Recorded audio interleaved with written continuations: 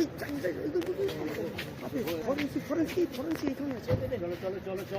CGO কমপ্লেক্সে এসে পৌঁছেছেন। আমরা দেখতে পাচ্ছি ফরেন্সিক বিশেষজ্ঞরা এবং মেডিকেল এক্সপার্টরা তারা কিন্তু দিল্লি থেকে এই সিবিআই অফিসাররা এসে পৌঁছলেন। তারা কিন্তু স্পেশাল ক্রাইম ব্রাঞ্চের যে অফিস সেখানে কিন্তু প্রবেশ করছেন এবং আমরা দেখতে পাচ্ছি 4, 5, 6, 7জন অফিসাররা ইতিমধ্যে এবং তারা কিন্তু নিজের তাদের নিয়ে এবং যাবতীয় যা তাদের জিনিসপত্র রয়েছে কমপ্লেক্সের অফিসে প্রবেশ করছেন। অর্থাৎ এফআইআর রুজু করা হয়েছে এবং এফআইআর রুজু করার পর দিল্লি থেকে সিবিআই টিম এখানে এসে পৌঁছচ্ছে। সেই সিবিআইয়ের অফিসাররা ইতিমধ্যেই কিন্তু এসে পৌঁছেছেন এবং আমরা দেখতে পাচ্ছি এক এক করে তারা কিন্তু স্পেশাল ক্রাইম ব্রাঞ্চের যে অফিস সেই অফিসে প্রবেশ।